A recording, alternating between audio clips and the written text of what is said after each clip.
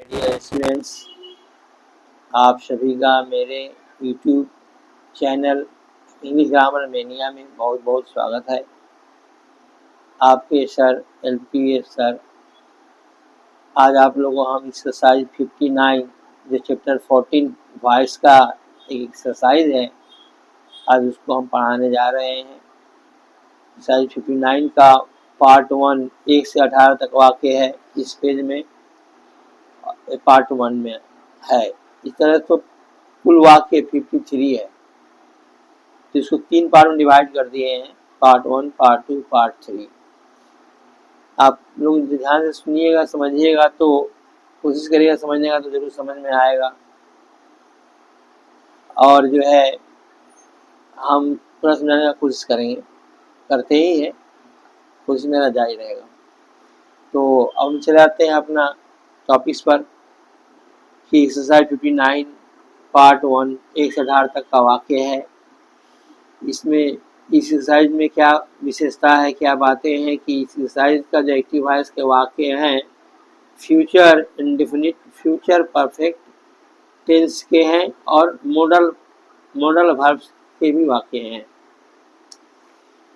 तो इसके लिए जो है आपका फ्यूचर इंडेफिनिट, फ्यूचर परफेक्ट के लिए जो रूल होता है, यहाँ पर फ्यूचर इंडेफिनिट का रूल में लिखा हूँ। एक्टिव वॉइस में वाक्य संरचना इस तरह से है कि सब्जेक्ट है प्लस शैल या विल लगाते हैं अकॉर्डिंग टू सब्जेक्ट, जिसमें कि सब्जेक्ट जब रहता है आई वी तो शैल लगाते हैं। आई वी छोड़ जितने भी सब्जेक्ट आएंगे, कर्ता आएंगे, सबके हम लोग विल लगाते हैं। ये बात विशेष ध्यान देने की जरूरत है। इस बात का आप ख्याल रखिएगा कि ध्यान देना है कि आई वी में शैल लगाते हैं, बाद बाकी सभी कर्ता यानी सब्जेक्ट में विल का ही प्रयोग करते हैं। और उसका वर्ब का फर्स्ट फॉर्म रहता है प्लस ऑब्जेक्ट रहता है। ये एक्टिव वॉइस की संरचना हुई, वाक्य की रचना जो हुआ, संरचना जो है वो इस तरह से है कि सब्जेक्ट प्लस या तो शैल या तो विल, दो में कोई एक लगाएंगे। उसके बाद लगाएंगे मतलब क्या क्वेश्चन में आपका रहेगा शैल या विल में कोई एक रहेगा, और वर्ब का फर्स्ट फॉर्म V1 रहेगा और प्लस ऑब्जेक्ट रहेगा। ये हो गया आपका एक्टिव वॉइस की संरचना। जब इसको पैसिव वॉइस में बनाएंगे तो क्या होगा, ऑब्जेक्ट सब्जेक्ट के स्थान में आ जाएगा। अब ऑब्जेक्ट के मुताबिक शैल या विल का प्रयोग करेंगे।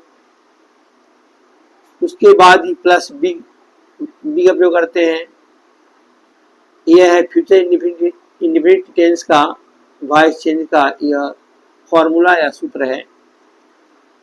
इस संरचना को ध्यान दीजिए कि ऑब्जेक्ट के अनुसार शैल या विल लगाएंगे, उसमें बी ऐड करेंगे, प्लस वर्ब का थर्ड फॉर्म V3 लिखते हैं, प्लस बाई लगा के पॉजेसिव फॉर्म ऑफ सब्जेक्ट लगाते हैं।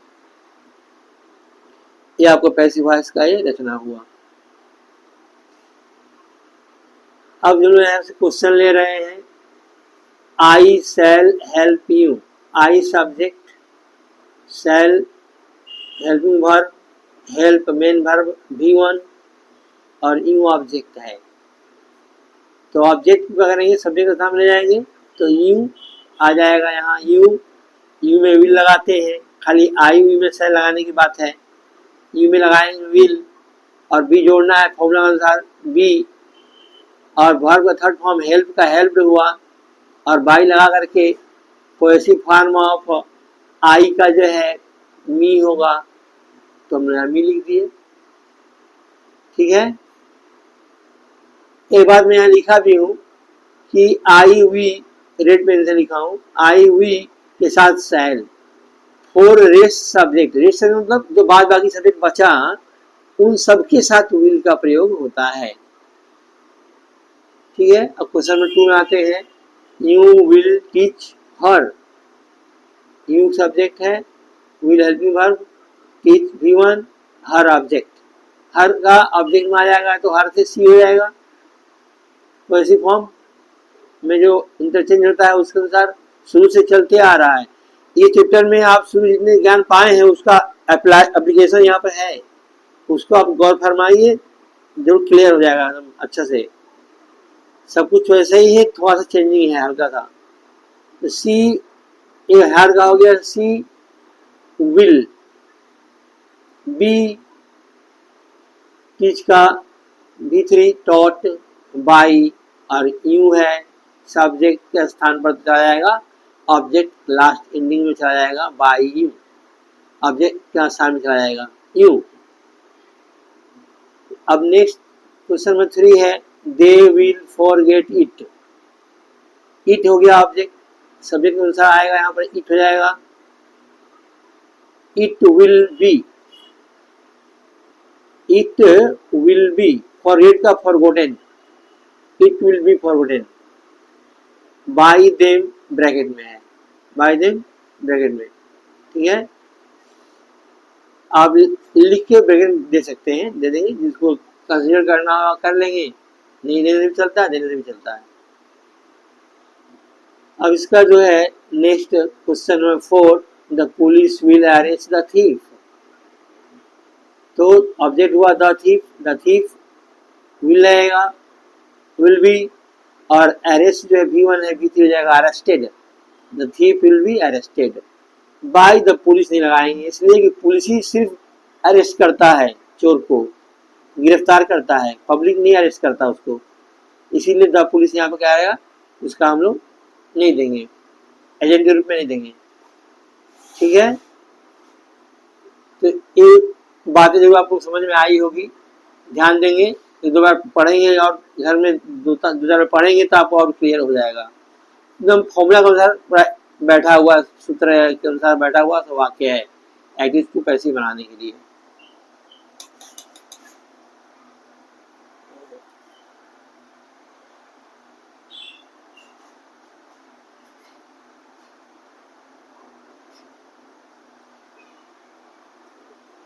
इसके बाद हम लोग आते हैं आगे क्वेश्चन नंबर 5 में, I shall do it.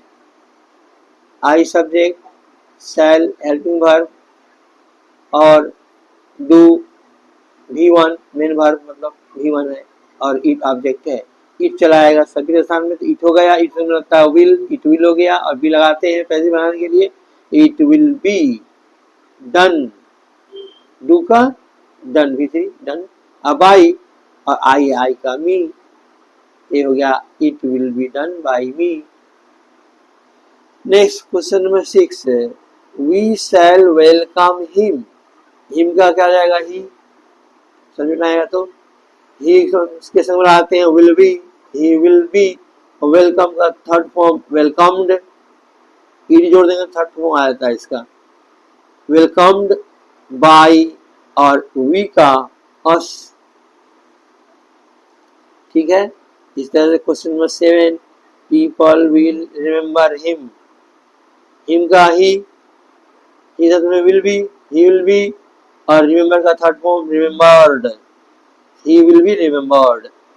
People लिखे नहीं, गैदरिंग होगा, भीड़ होगा, क्राउड होगा, तो उसका हम लोग मेंशन नहीं करते हैं, वो अंडरस्टूड समझ जाता है, तो आपको इतना ही देना है कि he will be remembered by people, common सी बात है, पीपल द्वारा ही तो रिमेम्बर किया जाएगा, याद किया जाएगा वैसे व्यक्ति। तो आप अब देखिए क्वेश्चन नंबर जो है 8 है, we shall hear his voice no more. His voice है ऑब्जेक्ट, सभी नजर आ जाएगा, हिज वॉइस में विल भी लगेगा, हियर V1 है, इसका V3 हर्ड होगा, हर्ड, और नो मोर, नो मोर।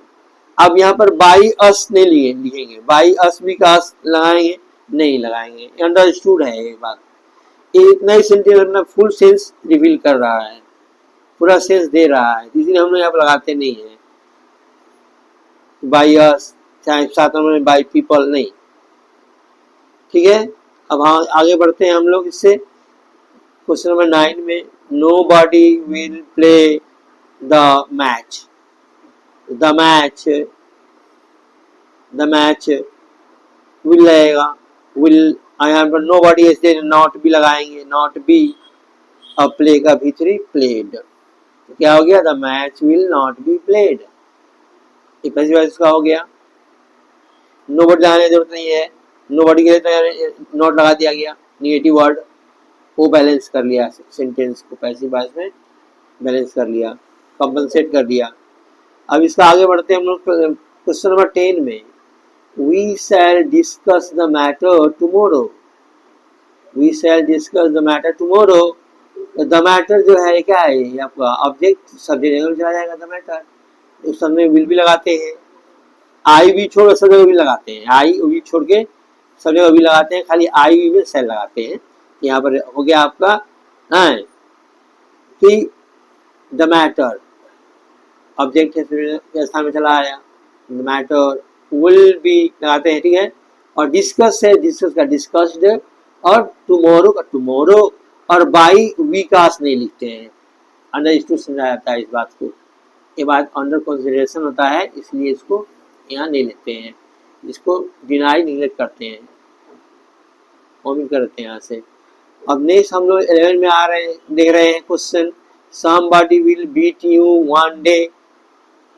तो यहाँ पर क्या है, यू जो है ऑब्जेक्ट, तो यू साथ में विल भी लगेगा, बीट का बीट बीटेन होता है, और वन डे जो कॉम्प्लीमेंट वर्ड है, इक्विवेलेंट वर्ड यानी वन डे लिख देंगे।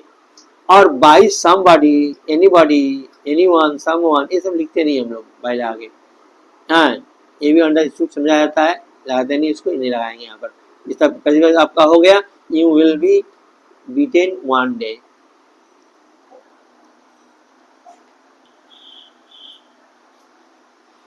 अब इसके आगे हम लोग बढ़ते हैं और देख रहे हैं क्या कि क्वेश्चन नंबर 12। क्वेश्चन नंबर 12 है, we shall buy the book, we shall buy the books tomorrow. ठीक है, इसमें द बुक्स ऑब्जेक्ट है, पहले चलाएगा सब्जेक्ट जगह में लिख लेंगे, उस सब्जेक्ट के सामने लिख लेंगे द बुक्स, और ये साथ में सब्जेक्ट हो गया तो इसे साथ विल भी लगाएंगे, द बुक्स विल बी। यहाँ बाई है, बाई V1 है, बॉट क्या है V3 है, यहाँ पर V3 लगाएंगे, bought will be bought tomorrow. जो कॉम्प्लीमेंट वर्ड है, पूरक शब्द है टुमारो, टुमारो लिख देंगे, और बाई यहाँ लगाएंगे नहीं, विकास नहीं लगाएंगे, ये भी अंडर कंसिडरेशन है, अंडरस्टूड है। ठीक है, ये 12 नंबर हुआ। और इसके बाद अब आप देखिए तो शैल विल का प्रयोग आपने देखा, 1 से 12 तक जो प्रयोग देखे हैं आप, शैल विल का प्रयोग इसमें था। जिसके एक्टिव वॉइस जो वाक्य थे, सब वाक्य फ्यूचर इंडेफिनिट या सिंपल फ्यूचर टेंस के वाक्य थे, और उसी के मुताबिक उनका पैसिव वॉइस में चेंजिंग हुआ। अब यहाँ हम लोग देख रहे हैं कि कैन है और कुड है, can, could, may, might, should, would, ought, ये सब जितने वर्ड हैं मॉडल वर्ब हैं।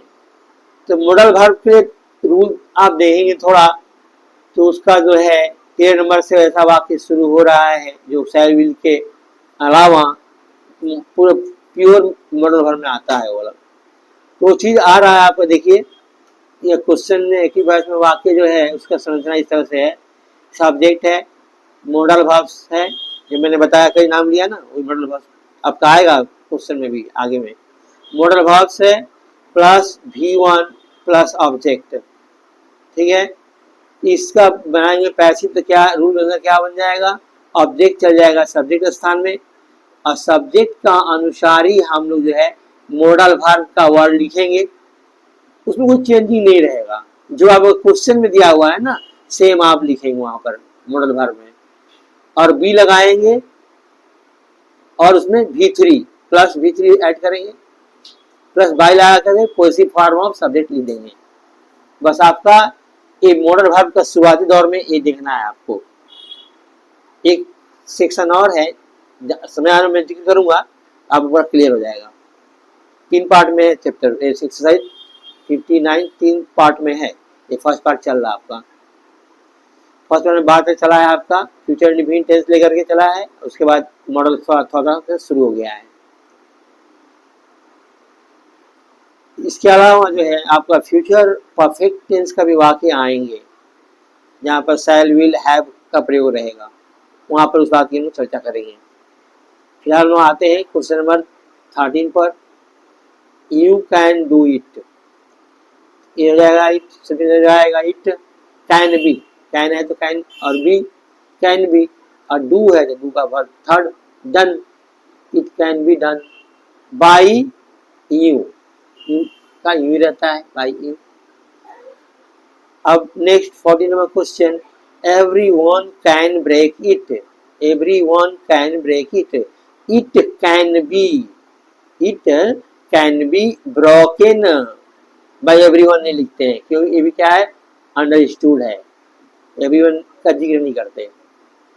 देखिए जिक्र करने का मामला जहाँ तक मेरा समझ में आता है, आज का महंगाई का दौर है, एक एक अच्छा प्रिंट कराने में, एक एक सब प्रिंट कराने में, एक एक वाक्य प्रिंट कराने में खर्चा बढ़ जाता है, ये भी एक कारण है, ये मैं सुना हूँ, ये भी एक कारण है कि ज़्यादा लेन देन नहीं करना है, खर्चा बढ़ता है उससे, इसलिए यहाँ पर हम लोग एवरीवन नहीं लिखेंगे। It can be broken, it can be broken, one can solve it, कहा जाएगा इट कैन बी सॉल्व्ड, बस इट कैन बी सॉल्व्ड, ठीक है, वन नहीं लिखेंगे, बाई वन लिखने की जरूरत नहीं है। 16 number, a child can not lift it, तो it can not be lift का lifted by a child, it can not be lifted by a child, by a child, ठीक है।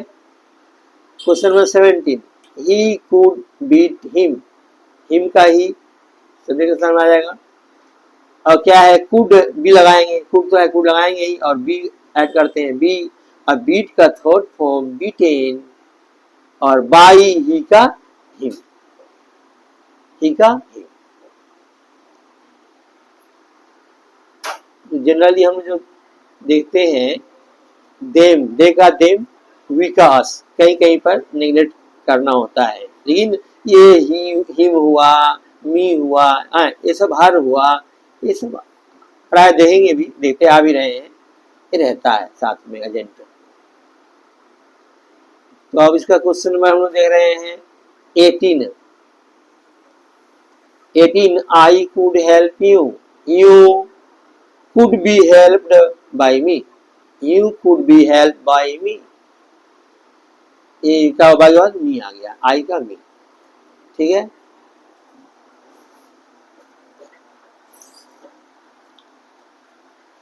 तो हेलो माय डियर फ्रेंड, मैं आपका part 1 exercise 59 का मैं पूरा कर चुका हूँ, और मुझे अंदाज है कि आप लोगों को जरूर समझ में अच्छा से आया होगा। तो हमारे चैनल को आप इंग्लिश ग्रामर मेनिया को सब्सक्राइब करिए, पसंद आया वीडियो तो लाइक करिए, दोस्तों में शेयर करिए, कहीं कुछ कन्फ्यूजन हो तो कमेंट करिए, क्वेश्चन नंबर एक्सरसाइज नंबर देकर करेंगे तो मैं उसका आंसर अवश्य दूंगा। अब हम लोग मिलेंगे नेक्स्ट वीडियो में, तब तक के लिए टाटा बाय बाय, जय श्री राम।